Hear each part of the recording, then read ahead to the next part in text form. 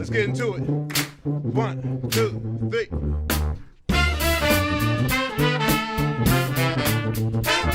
Let's get some more. Have it in. Some more. Just give some more. Hello, and welcome to My Whiskey Den, your favorite public access whiskey review show where craft whiskey is king, and that is absolutely true again tonight. But before we go one step further, Ben, what do we have to tell our guests at this point? And you better do it. Like, comment, share, click that subscribe button, click that bell so you get notified because you don't want to miss an episode of My Whiskey Den. That is exactly true. And right now, we are going to kick it over to Mike, who is going to talk about tonight's whiskey. I'm going to pour myself some. Oh, good. That's always a good idea. Yeah. So tonight we are going to talk about a single barrel offering from the Neely family distillery in Kentucky. So the Neely family distillery, it's relatively new as far as legal is concerned. The current head distiller is Royce Neely. He's an 11th generation distiller. They went legal, it was a few years ago. They have kept alive the family yeast strain all these years, which they do propagate there in their distillery. Yes, and they, along with their distillery where they're making these fine bourbons, they also they might be close to, well, soon being done. They're building a moonshine distillery in the hills. So they can, all the moonshine will be done up there legally. Well, legally, no finger quotes. It'll be legal, but they will have the Neely moonshine up there in the hills. Is the way that the good Lord intended. So their whiskeys, they do single barrels, and this is a single barrel pick that was done by the ABV network. And they usually, the Neely's, the single barrel ones I've seen, they all come up with a pretty interesting name based on the what it tastes like, but they are as we love, transparent. So this is a well loved bottle of it, and this is, as they have listed on there, the distiller's log. And this mash bill is 76 corn, 19 wheat, and 5% malted barley. They do use all local grain. They are non-chilled filtered. They do things in pot stills. They use a lot of the old methods. Dick Stoll was one of the guys who was a mentor to Royce and helped him learn some of the old school ways, along with, obviously they had a lot of generations of family learning, but Royce he's under 30 years old. Yeah. And he's making some, shall we say, some damn fine whiskey. This single barrel pick was called Autumn Vanilla. It is 50.7% ABV. It is 22 months old, triple pot distilled, non-chill filtered, and it is from the Sweet Mash. This whiskey, say that Neely, it's one of the small ones. Distribution it's going to be, pretty local to the area. Might reach out a little bit, but it's one you're going to want to seek out and try to find. All very unique. The couple single barrels I've had, they're very unique whiskey. They're in Kentucky? They are in Kentucky. They are right off of the interstate, and I think they're not too far from the NASCAR track. Okay. But they're like, I think, within a half mile off of the interstate, coming out of Kentucky going north. It's one of those things where if you're in the area and you're going to see things and hunt things out, this is worth the trip. It is, and I was surprised. Of course, it's Kentucky. They point you out to all the distilleries. If you're right there on, I want to say it's 71. I think it's Interstate 71. You'll see there's a sign right there, Neely Family Distillery. Jump off, cross over, go visit Neely. All right. Now, as Mike was talking, I was holding this up because it has a really nice golden color. Like, as you get in the dark part, I'm having a hard time getting level with it, but it is really nice looking, and it is hugging the glass pretty hard. So, the people who are age whores, and I get it. I mean, you see, it's 12-year-old. Well, it's not really 12. It's just the youngest one that's in there. You can make very good young whiskey if you are doing it right, and if you are using good ingredients, good grains, and your process. You can make, and we have had some young whiskeys that have been absolutely outstanding. And this isn't Texas where you can do 18 months in Texas because of the rapid maturation of it. This is in Kentucky, not too far from a lot of these other distilleries, but it's the way that they're doing it. Yep. Smaller batch craft whiskey. And what's the age on this one, Mike? 22 months. Yeah. Because I was holding it up. Yeah, at 22 months, just the look on it is extremely oily because it takes a long time for the legs to even start coming down. Yeah. And then they like come down in drips. It's almost like watching a lava lamp. It's got this form to them that comes down, and it is slow now. So the couple of offerings that I've had from it reminds me of, and I tend to equate things to meals, because I'm heavy. But this is like if you went someplace and somebody made you a meal, it's like pure home cooked. It's like, oh yeah, well the cows are out back, we grow the corn out here, and everything is right there, and you're like, oh my god, that is just it's just like. There's just something about it where you're just like, you could see where everything's coming from. It's all right there, and it's all right, and it all fits. And the couple that I've had from Neely have been like that. And again, it's respecting a process, and you do it the right way. Okay, like you bring this up to your nose, and you can tell it is like rich with flavor and dense. Yes. Like I didn't even get to what I was getting into yet, but like it was like.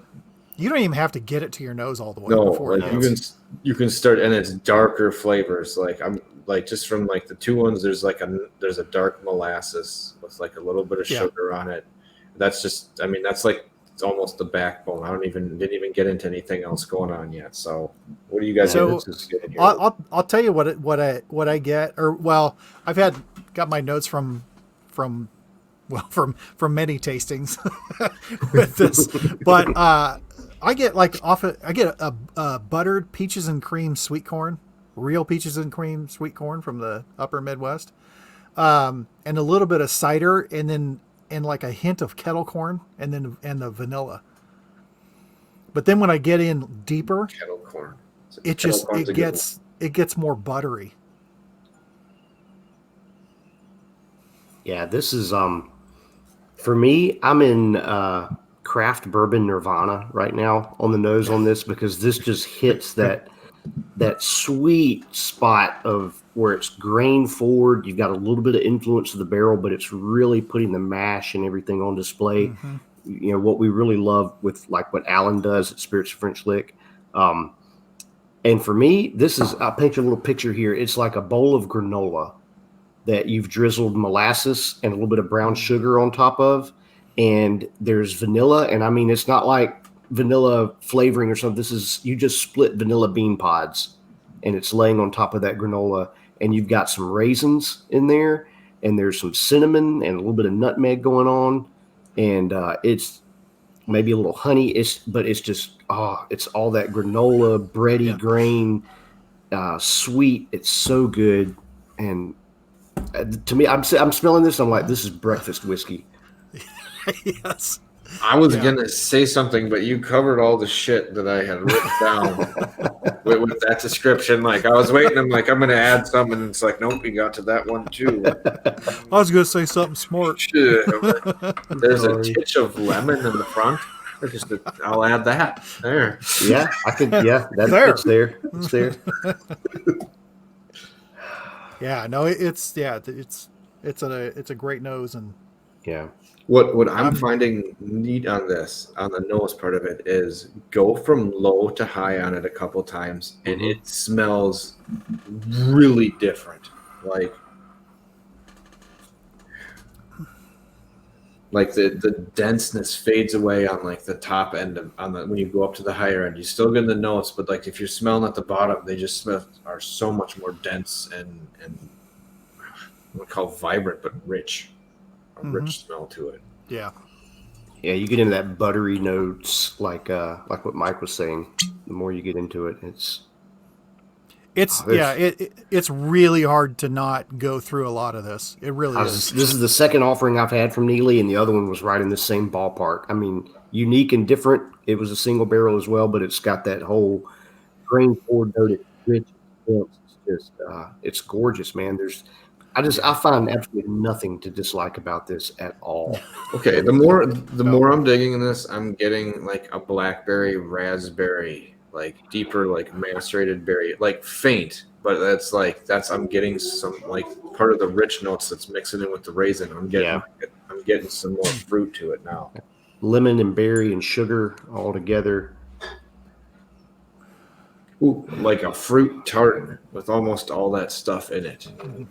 See, and I get that more that kettle corn in the beginning off the palate, and then everything rests. And it's just you're just getting the sweetness of it, and it's layered, but like you mentioned a tart. So it's like all of these flavors wrapped in this great pastry where you can taste all of that together at the same time.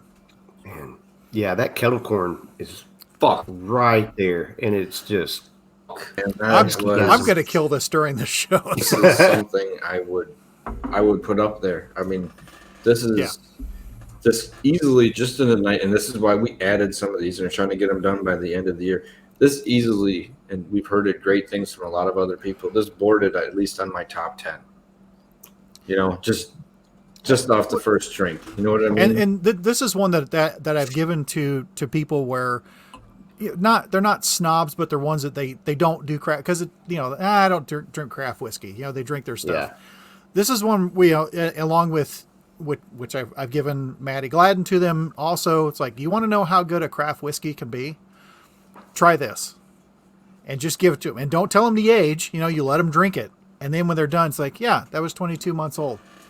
How do you like that, you 14-year-old snob? Where everything's got to be, everything's got to be old. It's got to be 12 years or up before I'll drink it. That's what I was literally in my thoughts right here. This 2-year-old whiskey will kick that ass of most 6, 8, 10-year-old bourbons that are out there on the market. Yeah. I mean, it's that darn good. Do we know an about price on something like this? This bottle was $30. Yeah. Fuck you. And no, it's $30. So not anymore. It's not. This is gonna what happened. This is what happened to Rua last year after we said so. It went from, I forget, what were we getting it at, like you get the whiskey den bump, and now all of a sudden it's like at 60, 65 for an bottle.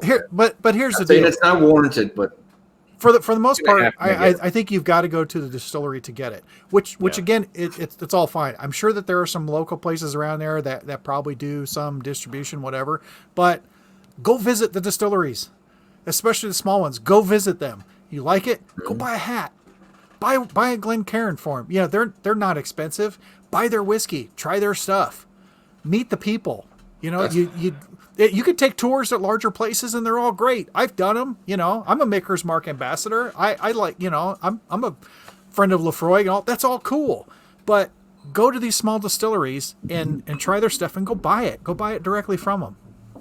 Mm-hmm. And you're typically going to get a lot more of a personal touch on that tour, and usually get much more interaction and a better experience as well. And you know what you're going to get, because where you'll have a tour guide, a designated tour guide at a large place. You go to a smaller distillery, you're going to get someone who works there in another capacity who's going to do your tour. Yep. And it could be the distiller that day. It could be, like in the case of Neely's, it could be a family member, that does it. Mm-hmm. But it could be Pawpaw taking you around. That'd be awesome. Right. But you're going to get a more personal touch, a more personal tour to it, and I guarantee you that you like the whiskey more. Okay, I don't even know if I talked about the taste enough. The oil content is heavy, but it is not as overwhelming as what you would think it is. Man, there's a fruit fly that dove in here. Well, he had the right decision. Go for it. Because if I'm going down, I would go down with something like this. That's fair. Yep. I mean, I've had older whiskeys. They've got older whiskeys that do not have this kind of a mouthfeel to them. They are not as coating. They don't. Yeah, it's done right. I mean, when you use the right things and you do it right, and you know what the hell you're doing, you're going to make something good. I like how on the back half of it has just enough leveling of clove and the real cinnamon and even like there's a little bit of anise, but it's hidden in there. Like there's just this nice punch of flavor, but it's medium. And it fades, and it sticks with, and it just fades light, or it fades slow, right? Like it doesn't fade fast; it fades very slowly on the finish. Because this is hanging on a long time. The more I'm talking, I'm getting like a little heat and flavor kind of coming back with a little barrel note as I'm talking to you right now. With like each little breath, I'd want to say it's mint, but it's not. Yeah. And the one thing about the it's damned if you do, damned if you don't on the single barrel picks in general. But when you get in with a smaller craft distiller and you got one like this is a barrel pick that was done, or and go there. If you like it, you might want to go ahead and buy that second bottle, or like in my case, buy the third. So that way you can hand out samples and still keep one back for yourself. It is a 375, but who cares? Well, I was going to say typically in craft, I think 50, 60 if you're getting something decent. That's where a lot of things are going to land. If you land and it is 30, 40, 100% worth it, and then some. But I even like it that it is in a smaller one, because that's almost like a trial thing. Is when you go to some of the distilleries, maybe you want, like you said, you want to pick up 2 or 3 different things to bring with home. So I think that's a great idea. Okay, well, this is clearly a winner I think on all of ours. When I said landed on the top 10, did that similarly happen for both of you? Right as we're getting into the end of the year, and we're talking top 5 lists, because we're going to be working on those. But this one hits a lot of boards. It is absolutely one of my favorite whiskeys that I've had this year. And pandemic be damned, I've probably had more whiskeys this year than you think of. You think of his age. He's damn near half my age, and he's making this. It's like, I think he just graduated like business school too. Like I could be wrong, but I think he finished his business school recently. So it looks like should be going up and up and expanding for quite a while. This. For me, in the distillery, this kind of lands into like where Great Wagon Road was last year. This is like the sleeper distillery that next year everyone's going to be talking about. Like we've heard rumors, but I mean, not like it was all over the place. Next year, I think it's going to be Royce is going to be one of those names that's out there quite a bit. So, and thank his dad, because I mean, everything comes down from one to the other, and if you're on 11 generations, that's. Yeah, there's 3 generations at the distillery.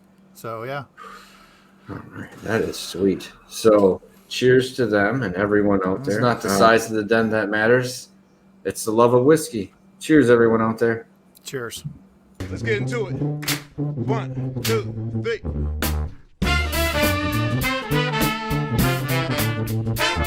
Let's get some more. Have it in. Some more. Just give some more.